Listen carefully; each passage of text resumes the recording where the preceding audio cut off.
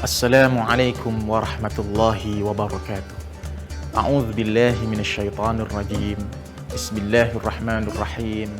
Alhamdulillahi rabbil alamin. Allahumma shalli wa sallim ala sayyidina Muhammadin wa ala alihi wa ashabihi ajma'in. Amma ba'du. Pemirsa dimanapun Anda berada yang dirahmati Allah Subhanahu wa ta'ala. Setiap insan ketika menjalani kehidupannya di dunia pasti mendapati atau bertemu dengan sebuah musibah ataupun ujian hidup. Musibah ataupun ujian hidup adalah sesuatu yang tidak pernah diharapkan kedatangannya. Ia datang tidak melihat situasi ataupun kondisi. Ia datang tidak melihat siap ataupun tidak siap, suka ataupun duka. Ketika Allah Subhanahu wa ta'ala sudah mentakdirkan musibah ataupun ujian itu datang, maka pasti akan datang. Kendati pun demikian, bagi orang-orang yang beriman, seluruh perkaranya akan menjadi sebuah kebaikan. Sebagaimana dalam sebuah riwayat, ajaban li amril mu'min, inna amrahu kullahu khair. Sungguh mengagumkan perkaranya orang-orang yang beriman, karena sesungguhnya seluruh perkara orang beriman itu akan dapat menjadi sebuah kebaikan. In asabathu sarra syakara fakana khairan lahu. Ketika orang beriman itu mendapatkan nikmat, ia senantiasa bersyukur pada Allah, maka itu menjadi pahala, menjadi kebaikan. Sebaliknya, wa in asabathu dharra sabara fakana khairan lahu. Ketika ia mendapati sebuah keburukan, sesuatu yang tidak diinginkan, dia bersabar, ikhlas, maka itu pun akan menjadi kebaikan bagi seorang mukmin tersebut. Pemirsa, dimanapun Anda berada, yang dirahmati Allah Subhanahu wa ta'ala. Orang-orang yang beriman, ketika mendapati sebuah musibah ataupun ujian hidup, semuanya akan dapat menjadi sebuah kebaikan ketika ia memahami ada hikmah-hikmah yang terkandung di dalamnya. Yang pertama, ketika musibah atau ujian hidup itu datang, bisa jadi Allah Subhanahu wa ta'ala ingin mengangkat derajat hamba tersebut. Sebagaimana sebuah riwayat, Rasulullah SAW pernah ditanya, ya Rasulullah, ayyun nas asyaddu bala'an, wahai Rasulullah, siapakah manusia yang paling berat ujiannya, paling berat musibahnya, wahai Rasulullah? Rasulullah menjawab, al-anbiya thummal amthal fal amthal.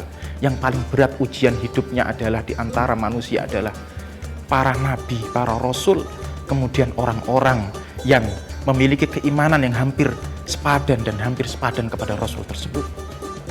Kemudian Allah Subhanahu wa ta'ala akan berikan ujian kepada hambanya dari kadar kekuatan imannya.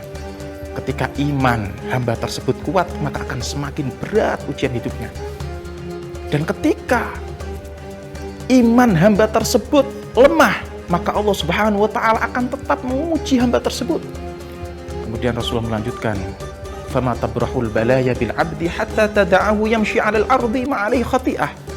Dan ketahuilah bahwa seorang hamba tersebut akan terus mendapatkan ujian, mendapatkan cobaan selama dia menjalani hidupnya di dunia, sampai dia berjalan di atas muka bumi ini dan dia dibersihkan dari dosa-dosa.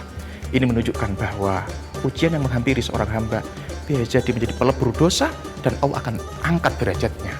Yang kedua, ujian ataupun musibah yang Allah berikan kepada seorang hamba bisa jadi itu adalah menjadi penyaring, pembukti mana yang seorang hamba memiliki iman yang hakiki ataupun memiliki iman yang dusta.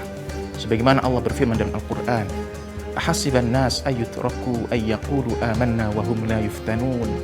Apakah manusia itu mengira mereka akan dibiarkan oleh Allah setelah mereka mengaku bahwa mereka adalah orang-orang yang beriman?